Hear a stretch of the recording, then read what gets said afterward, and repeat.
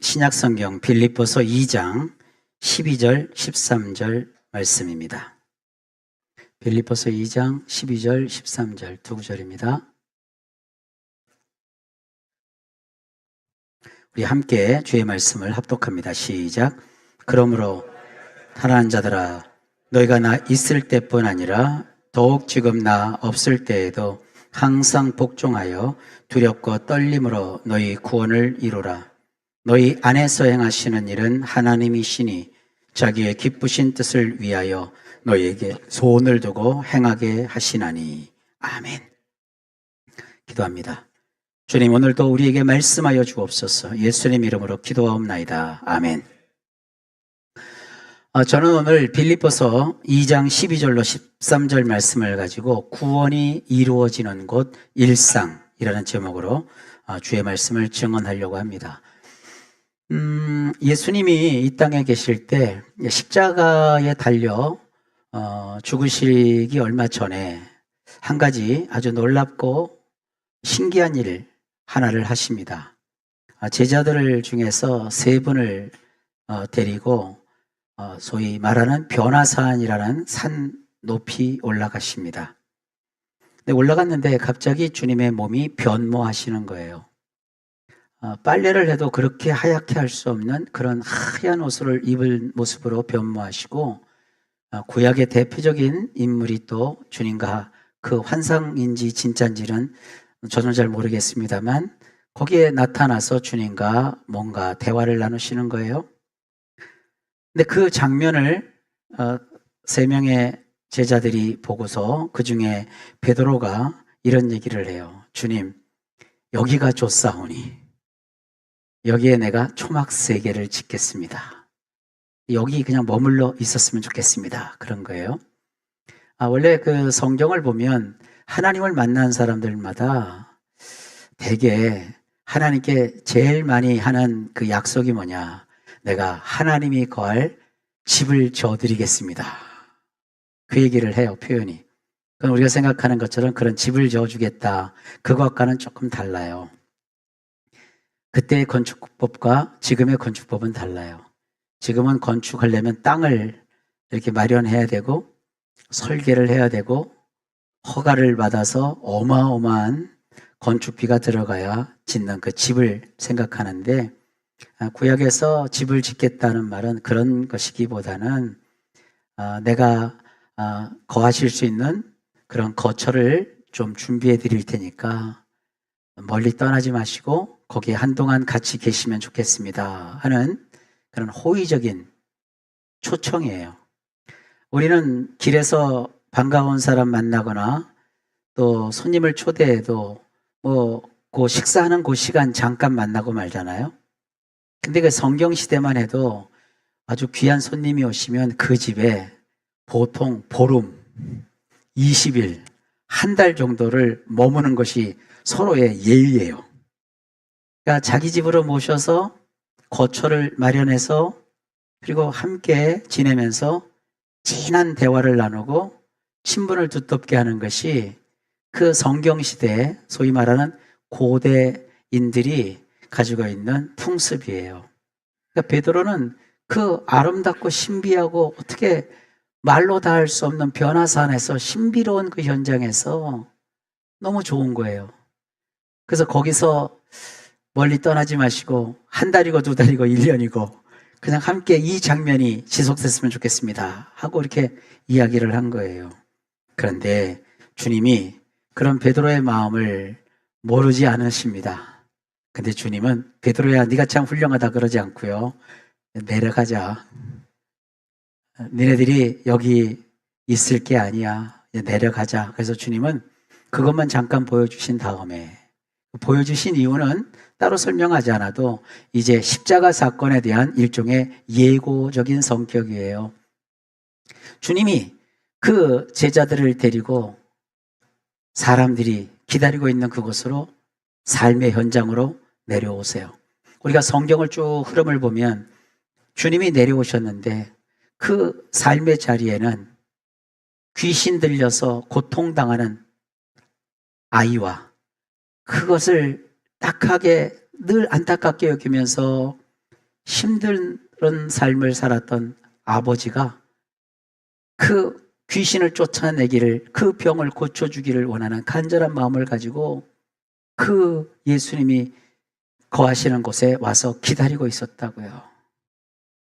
우리는 신앙생활이라는 것이 그 신비한 산꼭대기에 머무는 것이 아닌 것을 알 수 있습니다. 우리의 일상이 펼쳐지는 삶의 현장, 세상 만사 다 돌아보면 그저 골치 아픈 일투성이잖아요. 떠나고 싶죠. 다 털어버리고 싶죠. 그러나 털어버리고 싶다고 어떻게 털어요? 일하러 가야 되고, 또 삽을 잡아야 되고, 또 출근길을 올라야 되고, 연장을 또 잡고 하루를 살아내야 되지 않아요? 그렇다고 해서 모든 일이 다 뜻대로 됩니까? 뜻대로 잘 안 돼서 그저 버겁기만 한 인간관계. 제일 힘든 게 돈 문제고 그 다음에 인간 문제라고 하잖아요. 복잡한 사회생활과 쪼들리는 재정 문제, 이런 것들이 다발하고 있는 여러모로 여기저기서 툭툭 터지는 그런 산 아래의 삶으로 내려와서 거기서 지내는 거예요. 자, 우리가 집회 때 은혜를 받죠? 근데 집회 때 받은 은혜가 과연 그저 좋은 추억에만 박제되어 있어야 할까요? 집회 때 받은 그 은혜가 내가 살아가는 그러한 일상에서 하나님이 역사하시는 능력으로 바뀔 수는 없을까요? 오늘 본문은 이러한 질문에 대한 가장 위대한 대답이라고 할 수 있어요. 사도 바울은 하나님의 어떠하심을 체험하여 아는 성도들에게 세상 속에서, 일상이 펼쳐지는 이 세상에서 어떻게 살아야 할지를 알려줍니다. 그게 오늘 본문이에요. 빌립보서 2장 12절 말씀. 그러므로 나의 사랑하는 자들아, 너희가 나 있을 때뿐만 아니라 더욱 지금 나 없을 때에도 항상 복종하여 두렵고 떨림으로 너희 구원을 이루라. 이 말씀을 많은 분들이 알고 있어요. 그런데 오해하고 있어요. 이 말씀이 품고 있는 요 의미를 오해해서 요것만 봐요. 너희 구원을 이루라. 그러면서 이렇게 얘기해요. 우리가 받은 구원, 우리가 뭔가 해야 돼. 이 구원을 완성하려면 뭔가 해야 돼. 이거 안 하면 나 구원 못 받을지도 몰라. 나 구원에서 떠나갈지도 몰라. 이렇게 하고 있다고요. 오해한 거예요. 이 말씀 가운데 보면 이 12절에서 너희 구원을 이루라라는 이 말씀은 우리가 뭔가 노력하고 행동해서 구원을 얻어내라, 구원을 따내라, 구원을 쟁취하라, 그런 뜻이 절대로 아닙니다. 우리 구원은 이미 예수 그리스도께서 십자가에서 단번에 완성하셨어요. 제가 여러분에게 성경을 한번 찾을 기회를 드릴게요. 갈라디아서, 오늘 이거는 본문을 혹시 준비돼서 띄우지 말고 찾아보도록 합시다. 갈라디아서 2장 20절 한번 보실까요? 신약 성경이죠. 갈라디아서 2장 20절.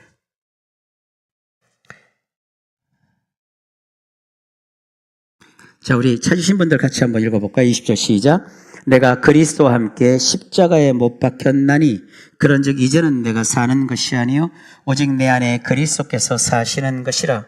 이제 내가 육체 가운데 사는 것은 나를 사랑하사 나를 위하여 자기 자신을 버리신 하나님의 아들을 믿는 믿음 안에서 사는 것이라.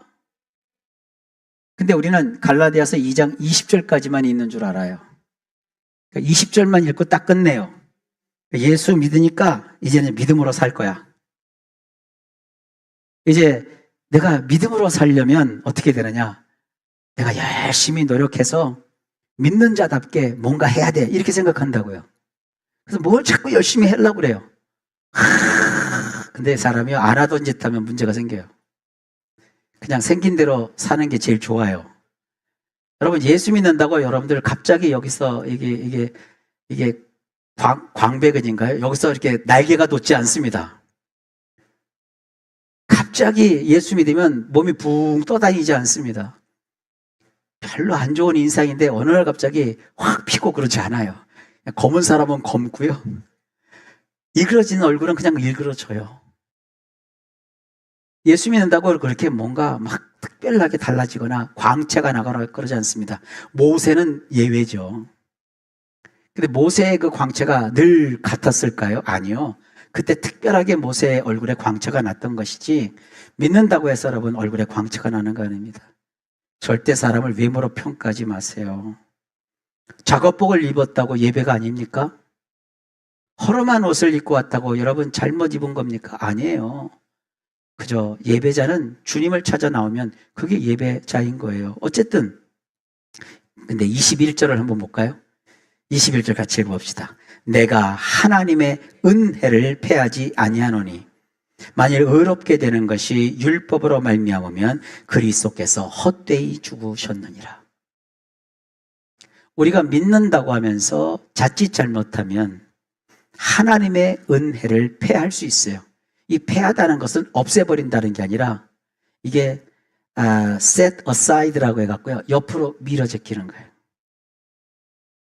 하나님의 은혜가 이렇게 앞에 있어서 나를 이끌어가고 그 은혜로 내가 살아야 되는데 내가 예수를 믿는다고 하면서 자꾸 어떤 믿음의 행동을 한다고 하는데 그것이 자칫 잘못하면 이 은혜를 옆으로 이렇게 은혜는 저리 비키시오 하고 다른 짓을 할 수 있단 말이에요. 그래서 하나님의 은혜를 패하지 않는 것이 중요해요. 만약에 사람이 의롭게 되는 거, 의롭게 된다는 것은 하나님의 자녀가 되는 거, 의롭게 된다는 것은 구원을 받는다는 거, 의롭게 되는 것이 율법으로 말미암으면, 율법이라는 것은 뭐냐면 인간이 하는 어떤 도덕적인 규범, 행동, 우리가 말하는 무엇 하라, 무엇 하지 말라 이런 것으로 되는 것으로 친다면 엄청난 일이 벌어져요. 그리스도께서 헛되이 죽으셨느니라.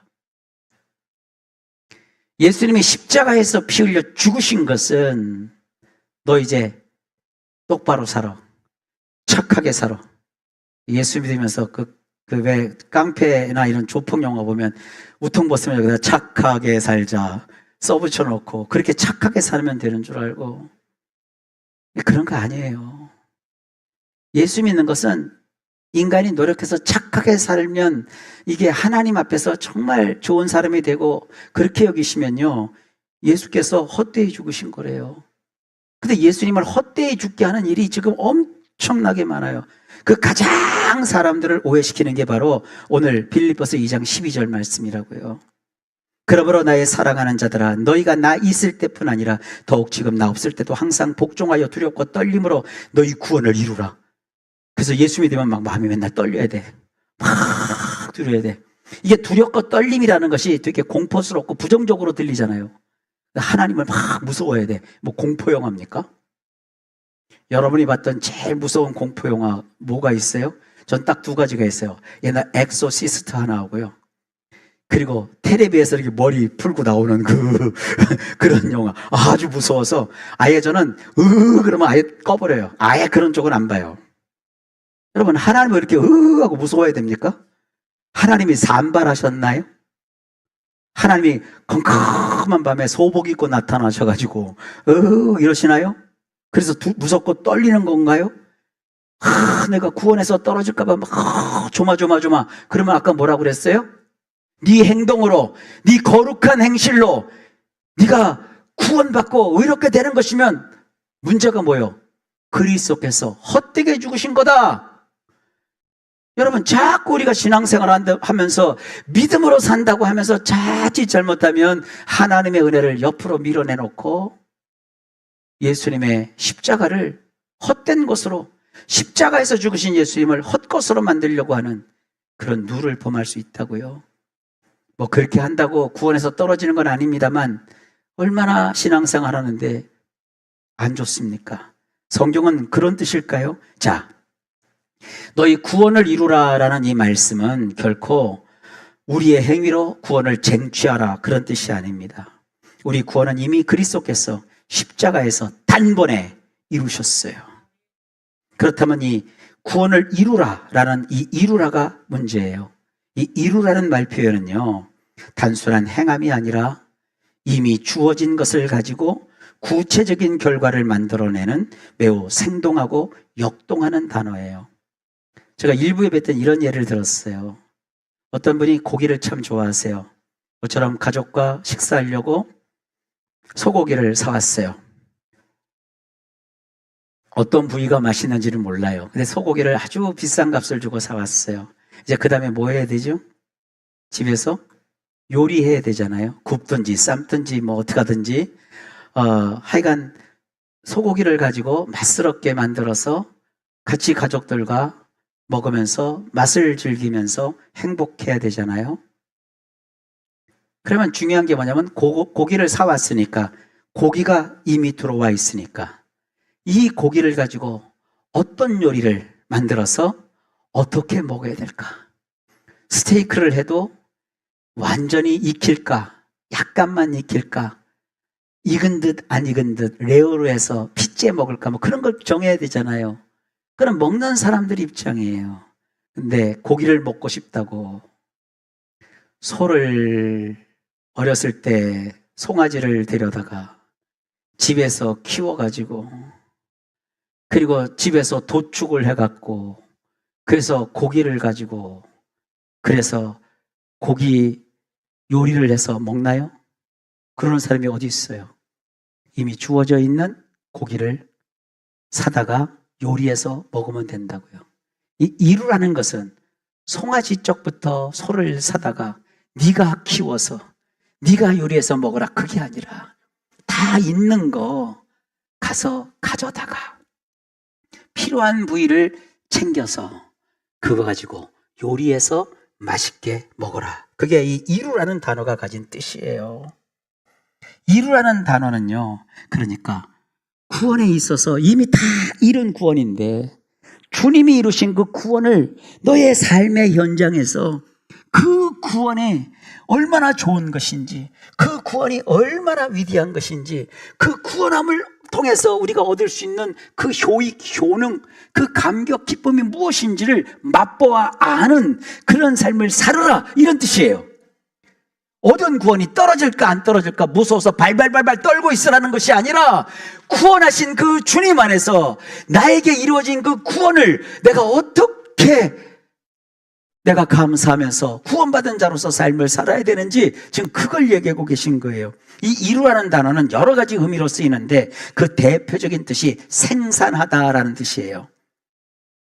우리는 지난 집회를 통해서 하나님이 여러 훌륭하신 강사님들 통해 가지고 은혜와 말씀을 우리가 씨앗처럼 받아들였어요. 그 씨앗이 이미 여러분의 일상에 뿌려진 상태예요. 말씀을 듣는 동안에 그 말씀이 여러분의 삶의 현장에 막 뿌려져 있다고요. 여러분 가정에 막 뿌려지고, 여러분의 일터에 뿌려지고, 여러분 마음에 막 그 말씀이 막 뿌려져 있는 상태라고요. 이제 그 씨앗을 우리는 우리가 살아가는 일상이라는 밭에서 경작해야 돼요. 눈에 보이는 구원의 열매를 생산해내는 그러한 일을 감당해야 돼요. 이루라는 단어의 의미를 충분히 설명해주는 구절을 보면 더 이해가 되실 거예요. 로마서 5장 3절로 4절 말씀에 이렇게 돼 있어요. 다만 이뿐 아니라 우리가 환난 중에도 즐거워하나니 이는 환난은 인내를, 인내는 연단을, 연단은 소망을 이루는 줄 알미로다. 이 본문에 보면 이룬다는 말이 나오잖아요. 이게 연결되어 있어요. 우리가 환난을 겪지만 환난 때문에 힘들어하는 게 아니라 환난 가운데 있어도 우리는 즐거워한다. 근데 그 환난은 결국 인내를 이루고, 인내는 결국 연단을 이루고, 연단은 결국 소망을 이룬다. 여기서 이룬다는 것은 생산한다라는 의미예요. 환난은 우리가 그야말로 살아가는 고단한 삶의 현장입니다. 그런데 그 현장에 하나님의 말씀에 그 구원의 메시지가 씨앗이 되어 떨어지자 그 환난의 현장에서 무엇이 생산돼요? 인내가 생산된대요. 그리고 그 인내 안에서 뭐가 산출되냐면 연단이 산출된대요. 이 연단이라고 번역한 이 단어도 참 기가 막힌 단어예요. 이 단어는 역력하게 드러나는 성품, 인격, 인간의 내면 속에 형성되는 좋은 특성을 뜻하는 단어예요. 그렇죠. 인내하다 보면 사람이 익어요. 인내하다 보면 사람이 그 안에서 뭔가가 이렇게 형성이 돼요. 그 제일 많이 쓰는 그 예화가 뭐냐면 조개예요. 조개의 그 조개. 조개쌀 속에 불순물이 들어가면 그 불순물을 막 이렇게 뭐라 할까요? 저항하면서 조개쌀에서 뭔가가 나온대잖아요. 그것이 응결되면 값진 진주가 되는 것처럼 인내 속에서 연단. 사람이 어려움을 겪고요. 어려움은 아예 싫어. 불평불만하면 끈짝나고 막 세상을 탓하면 아무것도 남는 게 없어요. 가족들 다 감정적으로 난도질 해버리고 사업하다 보면 좀 어렵고 힘들 때도 있잖아요. 그거 가지고 막 좀 돈이 들어오고 나가고도 할 수 있는 거잖아요. 그것 때문에 막 그냥 완전히 자기와 함께 사는 하나님은 감정을 다 그냥 면도칼로 난도질을 해버리고 함께 사는 아이들 마음속에는 온통 불안하게 만들고 이놈의 세상은 더러운 세상이라고 하고 다 저질러 버리면 그 과정에 남는 게 뭐가 있어요? 그런데 지금 하는 일이 좀 어려워 힘들어. 그러나 우리를 도우시는 하나님, 그 하나님을 의지하니까 우리 가정은 주님을 믿는 가정이잖아. 기도하자. 또 사업을 하는 아빠를 위해서 좀 기도해줘. 여보, 내가 이렇게 요즘은 좀 어려워. 당신이 근데 날 위해서 기도해 주니까 고마워. 내가 그 힘으로 살아가. 우리 이 어려움 한두 번 겪은 거 아니잖아. 우리 잘 한번 지나가 보자. 세상은 다 그때 지난번에 목사님이 그러더라. 어려움은 다 지나간다고 했으니까 지나갈 줄 믿고 우리 한번 우리 가족 똘똘 뭉쳐서 이 환난의 때 어려움할 때 한번 지나가 보자. 그러면 가족들 모두가 그런 현실을 보면서 마음에 뭐가 산출됩니까? 역력하게 아주 좋은 성품이 품격이 형성되는 거예요. 그래서 성경이 말합니다. 그 연단으로 소망이 생긴대요. 그런 데서 나오는 소망이 멋진 거죠. 뭐 꿈만 꾼다고 그게 소망이 되는 게 아니에요. 예수 믿는 사람들이 얻는 소망은 어려움 속에서 인내함으로 연단이 되어서 좋은 품격을 주님이 형성하는 가운데 정말 진지하게 주를 바라보면서 그리 아니하실지라도 이런 소망 갖추는 거예요. 그 그리 아니하실지라도라는 그 대목이 기가 막힌 거 아니에요? 불구덩이에 던져지잖아요. 사드락과 메삭과 아벳느고가 이 바벨론 왕에 의해서 불구덩이에 던져질 때 잠깐 대화하는 사이에 그러잖아요.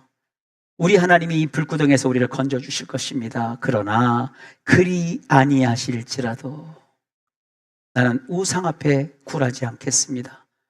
우리는 믿음의 길을 가겠습니다. 그런 거예요. 이건 것이 진정 소망이에요. 땅에서 내가 다 없어질지라도 주님은 나를 외면하지 않습니다는 이런 소망을 가지니까 결국 어떻게 돼요? 네 번째 사람이 등장하잖아요. 불구덩이 속에서. 그래서 털끝 하나 상하지 않고 옷 하나 그을리지 않고 하나님이 온전히 건져내시잖아요. 그것이 상징 아닙니까? 성경의 이야기가 믿지 못할 얘기가 아니라 바로 내 얘기예요. 나의 삶 속에 때로 불구덩이 같다 할지라도 그리 아니하실지라도 라는 소망을 가지면 결국은 그리 아니하실지라도 하나님이 아니요 내가 함께하고 있는데 하면서 짠하고 하나님이 등장하시는 거예요. 저는 아무리 봐도 우리 하나님은 역전의 명수세요. 하나가 역전이 좀 힘이 딸렸어. 한 번 역전했으면 그 다음에 조금 더 힘을 발휘했으면 좋겠는데 좀 아쉽죠? 우리 인생이 그래요. 여러분 소망은 다시 일어나게 하는 힘이 됩니다. 좌절하지 마세요. 절망하지 마세요. 그래서 구원을 이루라는 것은 가지도 못할 천국 가려고 애써라 이런 뜻이 아니에요. 비록 어렵고 힘들더라도 이미 복음과 말씀의 씨앗이 나에게 떨어져 있으니까 나는 천국 가기로 확정돼 있거든요. 하나님 확정시켜 놓으셨으니까 그 약속을 받았으니까 그건 믿고 이제 살아내야 되잖아요. 일상을. 내가 일상에서 내가 당하고 겪어야 하는 그 삶이 비록 힘들고 어렵고 지치는 환난 그 자체라도 기꺼이 마치 즐기는 태도와 자세를 가지고 살아내다 보면 그런 삶에서 인내가 생산되고 그 연단의 과정에서 고품격의 성품이 산출되고 그런 좋은 품성에서 참된 소망이 생산되는 거예요. 그런 삶이 뭐냐? 구원을 이루는 그런 삶인 거예요. 구원을 이루라. 이것에 담긴 아주 독특한 의미가 하나 더 있어요. 그게 뭐냐? 제압되다. 압박을 통해서 압도되다. 이런 의미가 있어요. 예를 들면 구원을 이루라는 것의 또 다른 의미는 하나님이 날 구원하신 그 구원의 사실에 내가 압도되는 거예요. 내가 그 구원하신 사실에 대해서 제압당하는 거예요. 구원을 이루는 일은 단순히 평화로운 반일구기가 아니라 그것은 구원이라는 하나님이 나를 위해 행하신 이 엄청난 일에 내가 압도당하는 거예요. 제압당하는 거예요. 내가 구원을 받을까 안 받을까 결정하거나 판단하는 것이 아니라 그 구원에서 떨어지지 않으려고 막 애쓰는 게 아니라 나를 구원하신 그 하나님의 역사하심을 보면서 그 하나님이 나를 그 강권한 능력과 주권으로 마침내 구원을 역사를 이루실 것을 확신하는 가운데 그것에 내가 압도당하는 거예요. 내가 그것에 완전히 내 자신이 제압당하는 거예요. 세상에 제압당하는 게 아니라 하나님의 구원하시는 그 은혜와 사랑에 내가 완전히 압도당하는 거예요. 구원 앞에서 우리는 내세울 내가 이룬 나의 공적은 단 1도 없어요.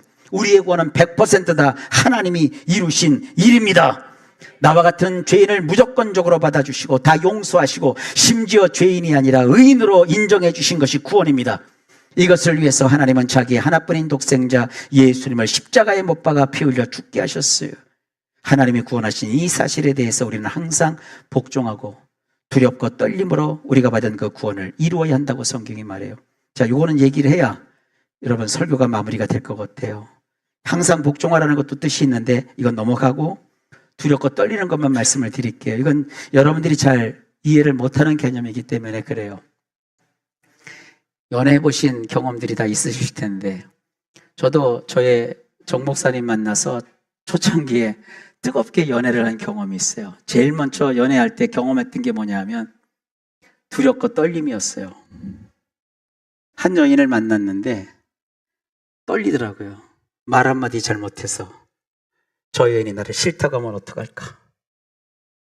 그 여인 앞에 서는 게 참 두려워요. 만날 때마다 거울을 자꾸 봐요. 넘어갔나? 어디 머리털이 흐트러지지 않았나? 내 옷을 제대로 입었나? 그리고 내 말투가 정중한가? 여인의 마음을 사야 되겠다는 마음이 들었어요. 이제 사귀어서 한 학기를 이제 같이 아주 겸손하게 잘 지냈어요. 그때가 이제 방학이 돼서 제가 이제 수원에 가야 됐어요.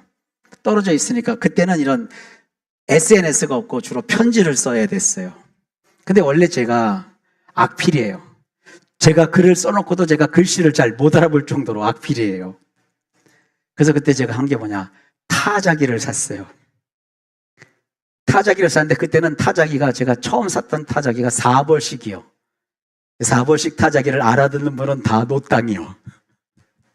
4벌씩 타자기를 다 배웠어요.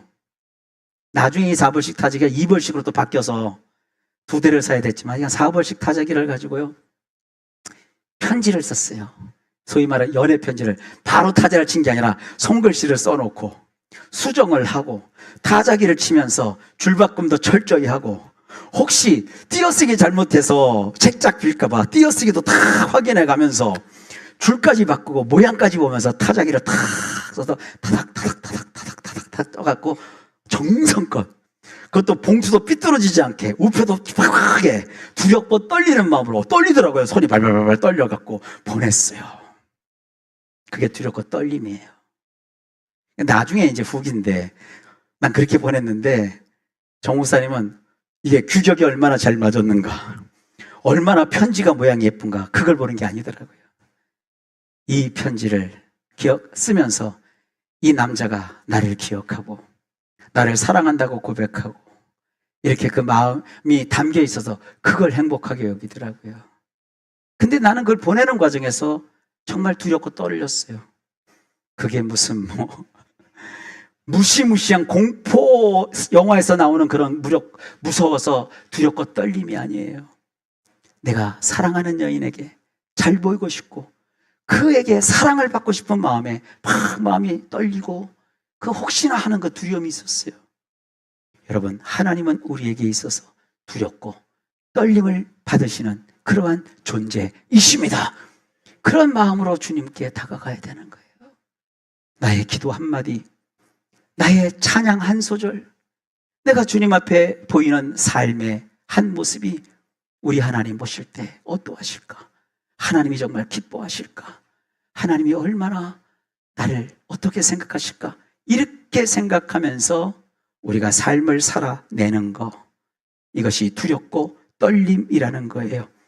너무나도 뛰어나고 존경하고 좋아하는 사람을 대할 때 큰 설레임으로 실제로 심장이 쿵쿵거리게 뛰고 손발이 와들와들 떨리는 그런 조심스러움, 어려워하는 마음, 혹시나 내가 그에게 말 한마디, 행동 하나, 표정 한 가지라도 밉보이거나 잘못 보이기 싫어서 조심하고 또 조심하는 그런 마음과 자세입니다.